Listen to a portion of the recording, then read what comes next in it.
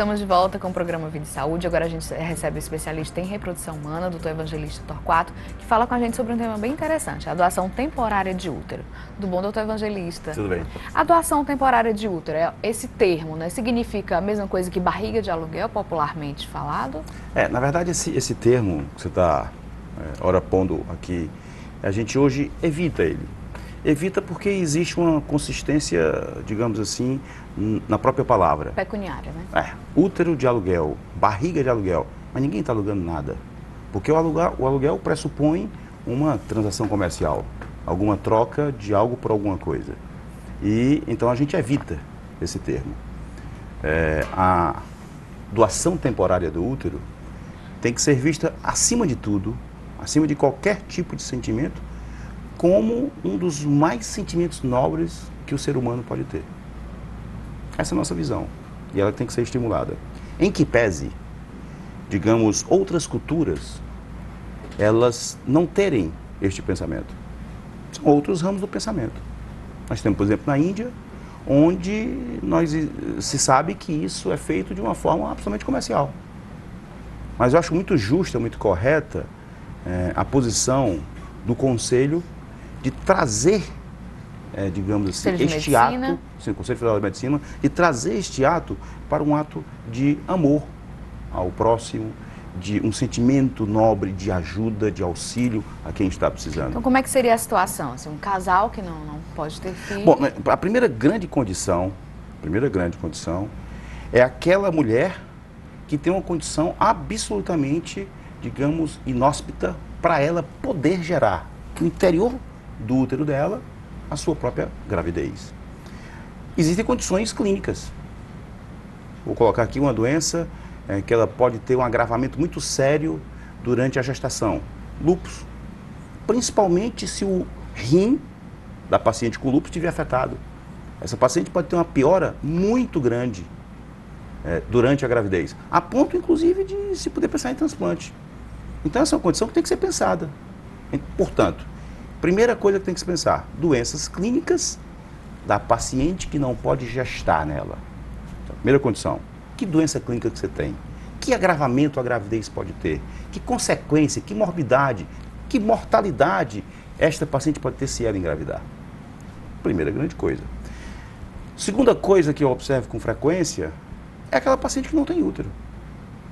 Nós temos, a minha experiência lá, são mais ou menos 12 casos, mais ou menos não, são 12 casos, onde a gente teve que pensar nessa condição, neste caminho. A primeira paciente, ela veio do norte, ela chegou para mim com 25 anos, e ela teve o seu útero retirado aos 20, por mioma, uma patologia benigna, uma patologia, digamos assim, que dificilmente eu indico a cirurgia de mioma. Retirada de útero. Porque existe a condição de você poder perder o útero. Quando você vai retirar apenas os miomas, de 1 a 3%, pode ocorrer uma condição tal durante o ato cirúrgico ou após ele, que você tenha que retirar o útero. Então tem que ser muito bem pensado. Então, a primeira paciente foi essa. Uma paciente que não tinha útero. Então eu falei de doenças clínicas e a paciente esterectomizada, que é o termo que a gente dá quando a paciente não tem útero.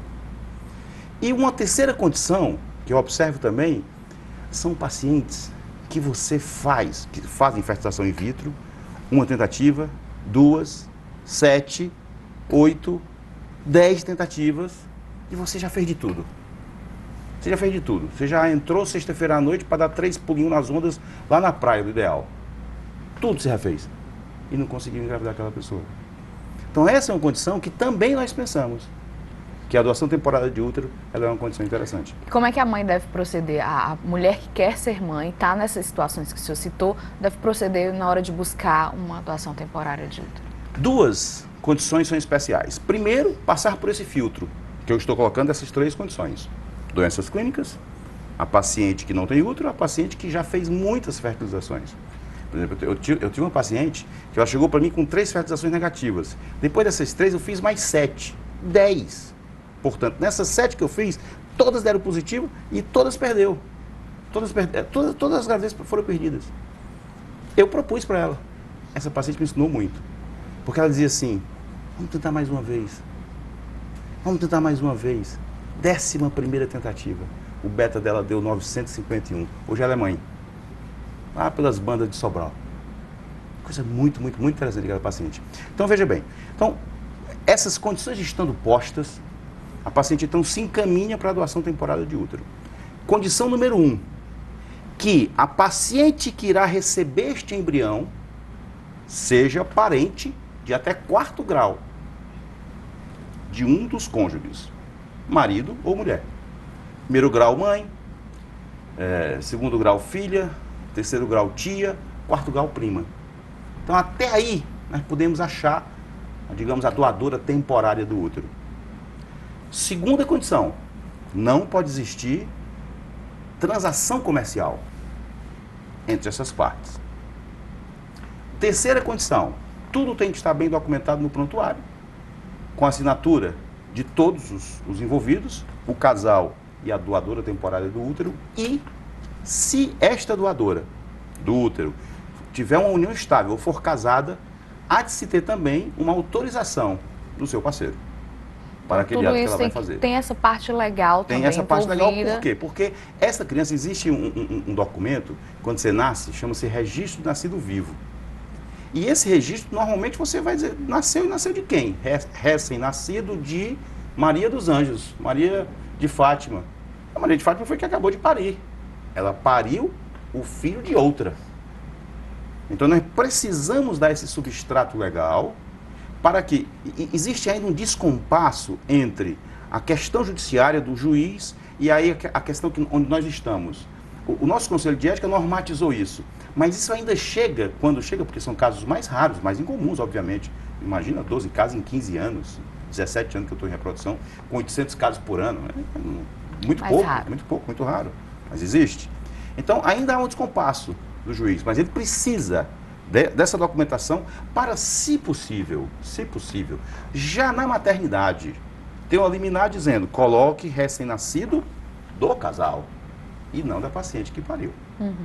Isso é o ideal, porque com o registro nascido vivo, faz-se a certidão de nascimento e, obviamente, todas as outras implicações, porque você imagina que o registro sai com a mãe não, com a doadora do útero. Então, como é que você vai registrar essa criança? Como é que essa criança você vai levar no colégio? Se você levar no colégio, você vai ter que fazer a matrícula. E cadê o pai? Não, o certidão de nascimento não está você. Então tem várias implicações. Que o ideal é que a gente tente resguardar lá no começo. E com relação à saúde do bebê, por exemplo, se for um parente, tem alguma implicação na saúde do bebê essa questão? Não, obviamente desde que o parente, você deve estar falando da doadora do útero, não tenha nenhuma condição clínica, isso tem que ser avaliado, obviamente. Não tem nenhuma condição clínica que a impeça. Por exemplo, existe um limite etário, um limite de faixa etária. A doadora do útero só pode ter no máximo 50 anos. Por quê? Porque o Conselho Federal de Medicina estipulou, embora isso hoje seja passível de questionamento, estipulou que uma paciente acima de 50 anos não possa fazer técnicas de reprodução assistida. E isso é uma técnica de reprodução assistida. Então ela não poderia fazer Então isso é um limite. Desde que ela tenha abaixo disso e boa condição clínica, a saúde do bebê está preservada. É um pré-natal normal. Nós estamos agora, eu estou agora com uma paciente grávida, com 50 anos, no limite, casa de gêmeos. Inclusive, até é um pré-natal que esse pré-natal eu resolvo fazer, porque como eu faço menos, bem menos mesmo, uma vez perdida no ano, eu fico com bastante cuidado. Por quê? Porque é uma paciente que requer uma condição de cuidado maior. Visitas mais frequentes, porque ela tem 50 anos. É assim, a gravidez ela é um teste para o coração. Um teste impressionante para o coração. Por quê? Aqui estou eu. Vou pegar você, 60 quilos. Eu tenho mais do que você. Você tem, em média, 5 litros de sangue sendo bombeado aí pelo seu coração. Então, tem uma bomba que bombeia 5 litros de sangue. Quando você engravidou, agora recente, o que era 5 litros foi para 8. 7,5 a 8. Um aumento de 50% com a mesma bomba. Então, se essa bomba, o coração, não for boa, ela não vai dar conta de dar vazão a este aumento. Então, muitas doenças cardíacas silenciosas aparecem na gravidez. Nesse momento. Na gravidez. Então, uma paciente com mais de 45 anos na clínica, ela obrigatoriamente passa por uma avaliação cardiológica. Então, tudo isso vai ser observado no caso de uma doadora. Vai fazer um cardiograma, quero a autorização do cardiologista. Então, tudo isso tem que ser levado em conta se a receptora, a doadora do útero, tiver, digamos, uma idade superior. Mas essa condição digamos assim, em nada tem a ver com a saúde da criança. E com relação à relação, por exemplo, no caso dessa doadora não ser uma pessoa da família, né? Ser alguém que se dispôs, um amigo, conhecido ou desconhecido, que se dispôs a ajudar e ter esse ato de solidariedade, como o senhor citou aí, né? Como é que fica a relação da família antes do nascimento do bebê e depois, assim? Tem uma orientação, vocês passam por uma orientação psicológica? Como é que deve? Tem alguma regra para isso? Ou não existe, isso vai ser construído aí com as nossas novas relações familiares? Esse é um ponto interessante que você colocou. Por quê? Porque o conselho não prevê esse fato. Ele prevê um parentesco de até 4º grau. Mas é bem verdade que às vezes tu tem uma amiga aqui que ela é muito mais amiga do que tua irmã. Verdade. Fato. Numa situação como essa, e obviamente com o bom senso do médico, observando a relação, ou pelo menos tentando extrair o que há de bom daquela relação, você pode pensar nesse fato. Desde que, aí como é uma condição especial, eu me reporte ao conselho do meu local, onde eu vivo, conselho regional, e eu faço uma solicitação e o conselho me dê um parecer positivo para que eu possa caminhar aquele caminho. Ou seja, uma relação de doação temporária de útero entre amigas e não entre parentes. Uma vez feito isso, todo o resto transcorre de forma normal. Este serviço, qualquer serviço de reprodução assistida que se preze, deve ter um psicólogo de apoio. Porque a gente mexe com condições absolutamente diversas e novas para nós mesmos. Imagina para você, imagina para o casal, imagina você grávida agora, barriga lá grande, engordando um pouco mais, da sua amiga. Imagina a relação sua com o seu companheiro. Todas essas coisas têm que ser levadas em consideração. E tem que ser dito de uma forma muito aberta. Por isso que eu falei lá no começo. Este ato é de amor. Qualquer coisa fora desses limites, esquece. Esquece. Não pode. Nesse ponto eu sou absolutamente concordante com o Conselho Federal de Medicina. Esse ato tem que envolver: eu quero te ajudar. Ponto final. E mesmo tendo esse resguardo numa documentação, etc., a pessoa pode vir a ter alguma surpresa no futuro? Claro, claro. A surpresa não pode ser no futuro, não. A surpresa pode ser na hora do parto. Registro nascido vivo é claro, vai lá o colocado. Recém-nascido de Maria de Fátima. Obviamente uma briga judicial imensa, porque o casal aqui vai entrar com algum tipo de processo para provar que aquele filho, geneticamente, e aí o prontuário é importante. Porque lá vai estar a assinatura da doadora temporária de útero, dizendo que concorda, sabendo que está gestando o filho daquele casal. E, obviamente, um exame genético comprova rapidamente isso.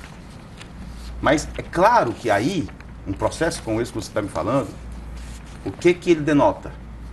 Houve algum erro de observação em algum momento. Comunicação. Algum erro de observação ocorreu durante o processo.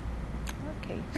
Muito interessante esse tema. Eu quero agradecer bastante a presença do Dr. Evangelista aqui conosco. O nosso programa está terminando. O Vida e Saúde fica por aqui. Se você ainda tem alguma dúvida ou sugestão, manda para o nosso e-mail, no videsaude@tvupovo.com.br. Agradeço a companhia. Te convido para o nosso próximo programa. Até lá.